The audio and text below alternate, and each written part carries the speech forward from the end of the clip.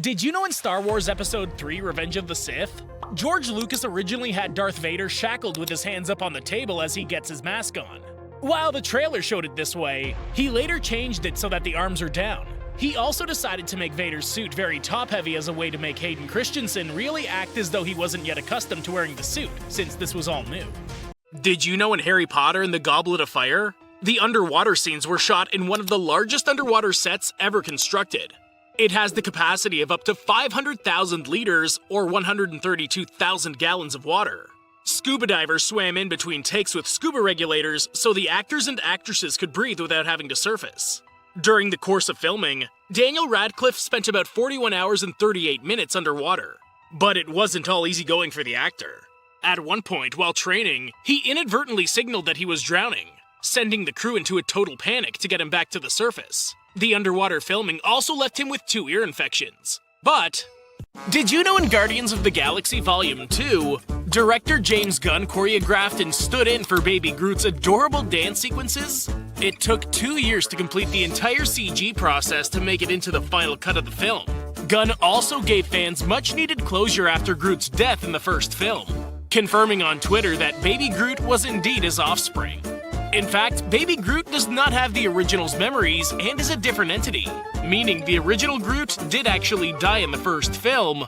Did you know in The Amazing Spider-Man, this marks the first film to not feature the Daily Bugle or any of the workers that come with it? The Daily Bugle still exists in this universe though. The front page of a paper can be seen where it posts a reward for information on the lizard, and the Daily Bugle logo can also be seen in the corner of the screen at one point while they talk about the lizard. Did you know in the Wolverine, the claws of Wolverine were redesigned for this movie?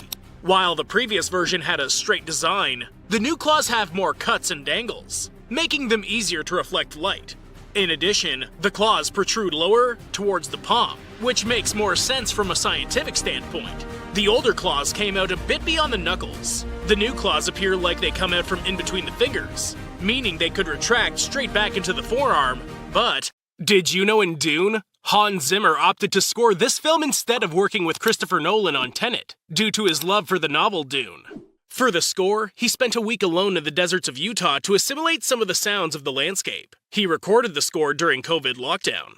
Zimmer's team converted his sitting room into a studio adjacent to his daughter's room, causing a significant disturbance in their daily life. All was worth it in the end though, because he won the Academy Award for the Best Music for his work on this movie.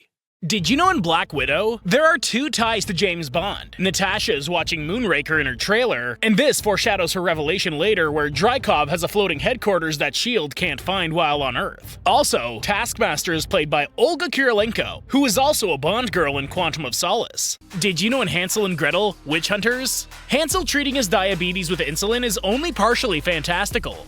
While diabetes has been a documented disease since 1500 BC in Egypt and India, a treatment with insulin was never developed until the early 20th century. In fact, the first patient to ever receive an insulin injection to treat diabetes was on January 11, 1922.